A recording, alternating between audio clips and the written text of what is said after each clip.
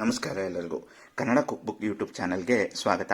ಇವತ್ತಿನ ಸ್ಪೆಷಲ್ ಹೀರೆಕಾಯಿಯನ್ನು ಬಳಸಿಕೊಂಡು ಮಸ್ಕಾಯಿ ಅಥವಾ ಮಸದಕಾಯಿ ಸಾಂಬಾರ್. ದಿಢೀರಾಗಿ ಈ ಒಂದು ಸಾಂಬಾರನ್ನು ತುಂಬಾ ರುಚಿಯಾಗಿ ಮಾಡ್ಕೊಳ್ಬಹುದು. ಈ ಸಾಂಬಾರ್ ಅನ್ನದ ಜೊತೆ ಮುದ್ದೆಯ ಜೊತೆ ಸೂಪರ್ ಕಾಂಬಿನೇಷನ್.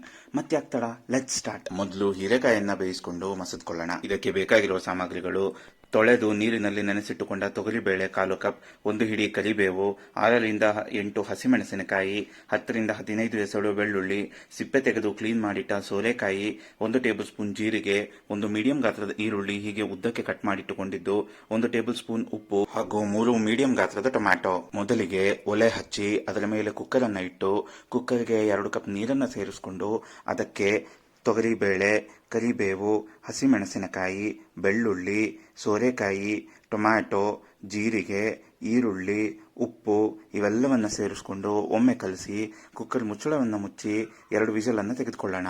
ಹೀಗೆ 2 ವಿಷಲ್ ಬಂದ ನಂತರ ಗ್ಯಾಸ್ ಆಫ್ ಮಾಡಿ ಕುಕ್ಕರ್ ತಣ್ಣಗಾದ ನಂತರ ಕುಕ್ಕರ್ ಮುಚ್ಚಳವನ್ನು ತೆಗೆದು ಒಂದು ಮ್ಯಾಶರ್ನ ಸಹಾಯದಿಂದ ಈ ಎಲ್ಲಾ ಸಾಮಗ್ರಿಗಳನ್ನ ಕುಕ್ಕರ್ನಲ್ಲೇ ಮಸದಿಟ್ಕೊಳ್ಬೇಕು. ಹೀಗೆ ಹೀರೆಕಾಯಿಯನ್ನ ಮಸದಿಟ್ಟುಕೊಂಡ ನಂತರ ಇದಕ್ಕೆ ಒಗ್ಗರಣೆಯನ್ನ ಹಾಕೊಳ್ಳೋಣ.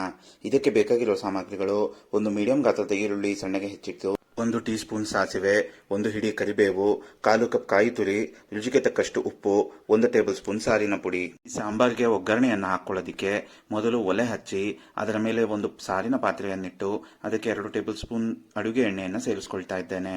ಅಡುಗೆ ಎಣ್ಣೆ ಬಿಸಿಯಾದ ನಂತರ ಪಾತ್ರೆಗೆ ಸಾಸಿವೆಯನ್ನು ಸೇರಿಸಿ ಸಾಸಿವೆ ಸಿಡಿದ ನಂತರ ಕರಿಬೇವು ಹಾಗೂ ಈರುಳ್ಳಿಯನ್ನು ಸೇರಿಸ್ಕೊಳ್ಬೇಕು. ಈರುಳ್ಳಿಯನ್ನ ಕಂದು ಬಣ್ಣ ಬರೋವರೆಗೂ ಹುರಿದುಕೊಳ್ಬೇಕಾಗತ್ತೆ.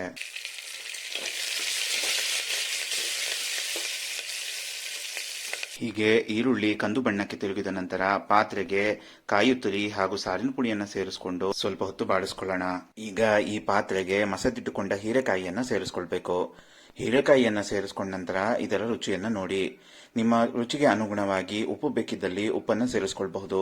ಖಾರ ಬೇಕಿದ್ದಲ್ಲಿ ಖಾರದ ಪುಡಿಯನ್ನು ಸೇರಿಸಿಕೊಳ್ಳಬಹುದು.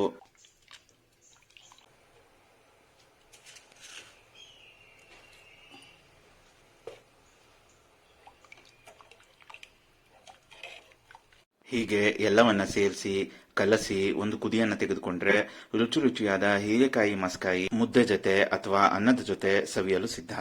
ಈ ರೆಸಿಪಿ ನಿಮಗೆ ಇಷ್ಟ ಆಯ್ತಾ? ಹಾಗಾದ್ರೆ ಕೂಡಲೇ ಈ ರೆಸಿಪಿಯನ್ನು ಟ್ರೈ ಮಾಡಿ ಹೇಗ್ ಬಂತು ಅಂತ ಕಮೆಂಟ್ ಮಾಡಿ ತಿಳಿಸಿ. ಜೊತೆಗೆ ಈಗಲೇ ನಮ್ಮ ಚಾನೆಲ್ ಅನ್ನ ಸಬ್ಸ್ಕ್ರೈಬ್ ಮಾಡಿ. ಪ್ರತಿದಿನ ನಾವು ನಮ್ಮ ಚಾನೆಲ್ ನಲ್ಲಿ ಇದೇ ತರಹದ ಅಥೆಂಟಿಕ್ ರೆಸಿಪಿಗಳನ್ನ ಶೇರ್ ಮಾಡ್ತಾ ಇರ್ತೇವೆ. ಈ ವಿಡಿಯೋವನ್ನು ನೋಡಿದ್ದಕ್ಕೆ ಧನ್ಯವಾದಗಳು.